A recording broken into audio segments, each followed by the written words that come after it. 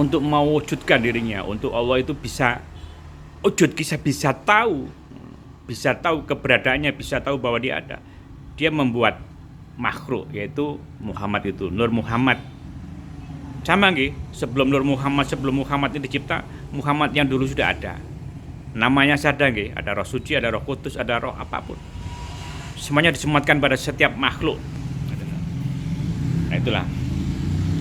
Dan ketika gung liwang-liwung kosong orangnya sapa-sapa, Allah membuat satu makhluk, Tuhan membuat, mencipta Nur Muhammad itu. Jadilah. Jadilah nggih. Dan gak salah paham nggih, iki mek dibuat mengerti saja. Ini gambarannya saja nggih. Terima kasih, mohon maaf guru saya menyampaikan ini semua. Kalau saya jadi wujudlah itu. Wujudlah. Keduanya wujud tapi tidak bisa terlihat oleh mata kita nggih. Kalau kita seandainya melihat tidak bisa. Nur Muhammad itu juga tidak ada blegernya. Dan ini sama persis apapun yang Tuhan lakukan, ini Nur Muhammad ini bisa. Tapi dia bukan Tuhan, tapi dia bukan Allah. Nah, ketika ini ditanya, siapa kamu? Kok sama? Karena ayang-ayang kan podo nggih. Kita ketika berkaca, ini kan sama wajah kita. Siapa kamu? Ya aku, ya aku. Loh, kamu siapa ngono? Nah, karena dia sama seperti Tuhan, ya berarti aku Tuhan ya, ya bukan. Yang Tuhan ya aku. Gitu loh.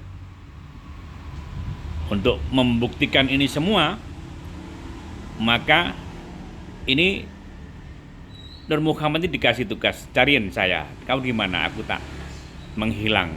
Ya Nur Muhammad tidak bisa ya, karena yang mencipta ini Sang Yang Maha itu sendiri, Allah itu sendiri. No. Sementara Nur Muhammad kemanapun ya bisa, karena ini ciptaannya memang ya. Dan ini sudah tersistem, otomatis tersistem. Nah, sehingga terjadilah waktu itu ijab kabul, penyaksian kedua belah pihak antara Muhammad dan Allah Subhanahu wa taala. Asyhadu an la ilaha illallah. Saya bersaksi bahwa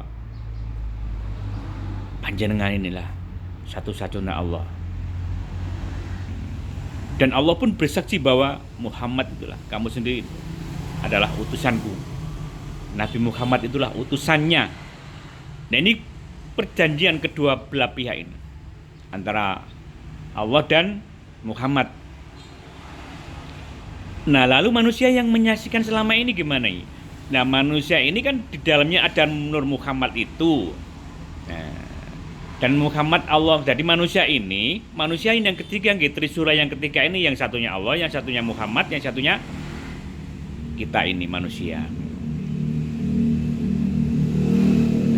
Kita bersaksikan bahwa Muhammad yang tadi itu adalah Rasulnya, adalah Rasulullah, wa asyhadu anna Muhammad.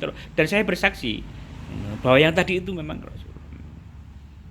Asyhadu alla ilaha illallah, tiada Tuhan selain Allah. Dan saya bersaksi bahwa Muhammad tadi utusannya. Itu kalau manusianya yang menyaksikan katanya.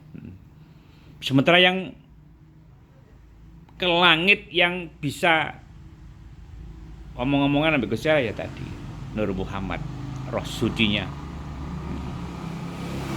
Benar. Kita tidak bisa. Jadi seperti itu nggih. Kita hanya menyaksikan saja. Di dunia ini kita ini menyaksikan toh.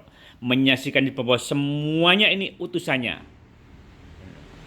Utusannya siapa yang menjadi musuh kita juga utusannya. Teman kita juga utusannya. Suami istri kita juga utusannya. Anak kita juga utusannya. Musuh-musuh kita juga utusannya. Semuanya utusannya. Nah di balik itu kita harus bisa membaca. Kalau kita tahu bahwa semuanya adalah utusannya, maka kita tidak bisa semena-mena. Kita tidak biasa enak dewi. Kita takut. Kita hormat. Kita benar-benar kita menyaksikan kan. Tadi saya menyaksikan bahwa Muhammad adalah utusannya. Muhammadur Rasulullah. Jadi Muhammad itu utusannya. Muhammad itu utusannya. Yang terjadi itu juga Muhammad di dalamnya. Dia juga ada Muhammad di dalamnya koncone dewe, Muhammad dalam musuh dewe. Di dalamnya, di balik layarnya dia juga Muhammad itu yang sejatinya di dalamnya adalah Allah itu sendiri. Ada loh. Sehingga penampakannya sendiri sebenarnya itulah utusannya. Dan di balik utusannya Allah sendiri itu yang terjadi. Dia sendiri yang mengerjakannya. Piye carane? Yang ngono tapi gak kayak ngono. Salah paham lagi. Kalau kita sudah bisa menyaksikan, kalau kita sudah bisa melihat bahwa semuanya utusannya, ya itulah sebenarnya kita guru kita. Semuanya bisa diambil pelajaran, bisa dibaca Iqra.